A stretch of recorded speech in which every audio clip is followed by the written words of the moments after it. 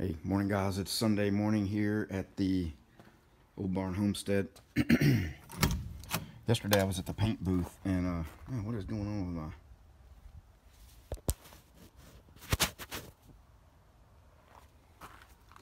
At the paint booth, and UPS delivered this, and they went ahead and, you know, signed for it for me. And it rained while I was there. Not a lot, but it did rain. You can see it's starting to rain a little bit now. But I am, look at this box. I mean, it's just, hopefully this is not another bent fan, but let me get it inside and open it and we'll take a look. All right, well, it's the same size fan, but it's made a little differently.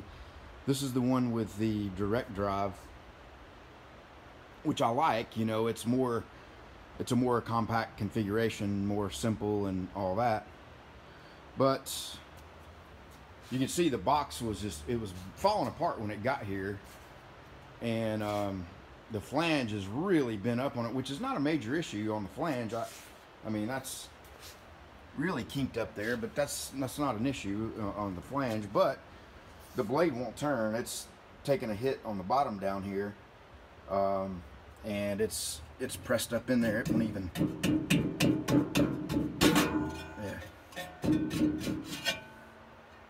So I'm not sure what the deal is. I've seen quite a few of these, you know, listed as new, but with damage. You know, this one was not listed that way. I think it was listed as new, but not in original box, is what it said. So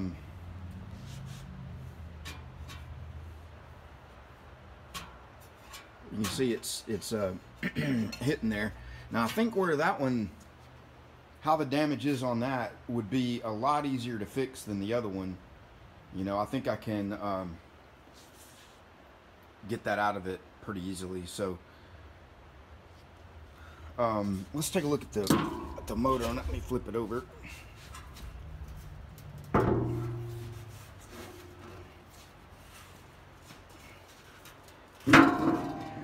Now it said this, I think this is, now I didn't read it that carefully. I thought it was supposed to be explosion proof.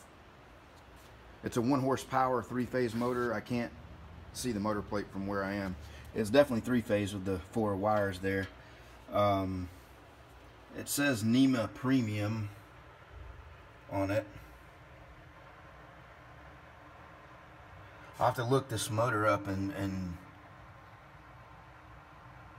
industrial motor to double check that, and I might bend on it some. You can see kind of how you know, this is flattened out, but it's at the top up there.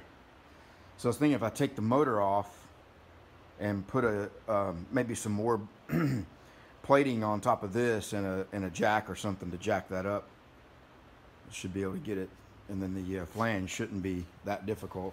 It looks like a lot easier fix since the mount appears to be intact. You know, it doesn't appear to be bent anywhere. I mean, that's flat all the way across. So that other one where the, you know, the mount was all caved in on it was going to be, you know, quite a bit of work. I think, you know, probably with just maybe an hour's worth of time or less, I could get this one figured out. But anyway, I don't know what the deal is. I mean, this flange is it kind of does look like it's been wired up, I mean, or bolted up, but it's in like really good shape. It you know, the tag and everything, you know, is really new looking on it, and it was only made in November of 2016. Built and inspected 11/3. So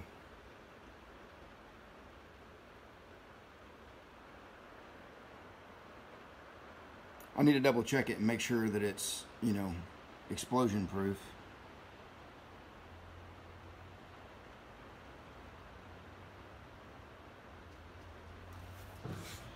But yeah, more Saga continuing on the fan situation here for sure. But I know, you know, if it's not explosion proof, then now I can send it back. I got to look at that more closely. I don't really know what a sealed motor, I mean, it's open back there, but maybe there's parts of it that are sealed. I don't know.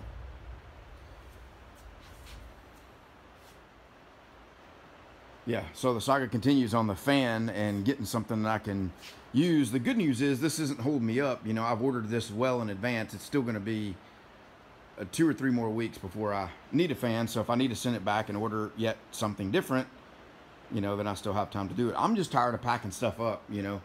And this is terrible how they sent this out.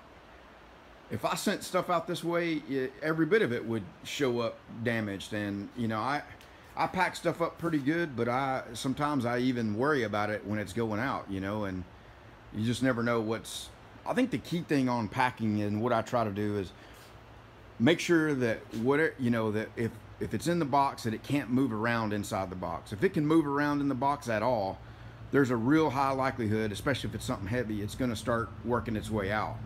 If it's tight in the box, even if the packaging is not that thick around the outside of it, it'll stay intact. That the bulk of the damage comes from the part moving inside the box, busting holes in it, rather than something from the outside breaking it open. At least that's my thought. Let me know what you guys think about that motor. Is that a explosion proof? I'll go get the numbers off of it and go look it up. And, you know, does it look new? I mean, it looks new. It definitely, I don't see any dust or dirt, or it doesn't appear to have been run other than maybe hooked up. Maybe it was bolted in somewhere, you know, and then taken out. Or maybe all the abrasions and, you know, even like right here, there's a little bit of rust on that where it's gotten you know, the paint's gotten removed off of it. So I know, like the stuff I paint, the metal art, you know, I'll prime the back of it, and by the time because I lay the back of it down on tables and things to assemble it and get things prepped up, by the time I get it packed and shipped, it's got scratches on the, you know, on the primer on the back. Now the flags I don't prime the back of, but a lot of the other stuff I do, like these, you know, for example. See how it's gotten kind of scratched up there. All right, guys, I'm gonna get this one uploaded.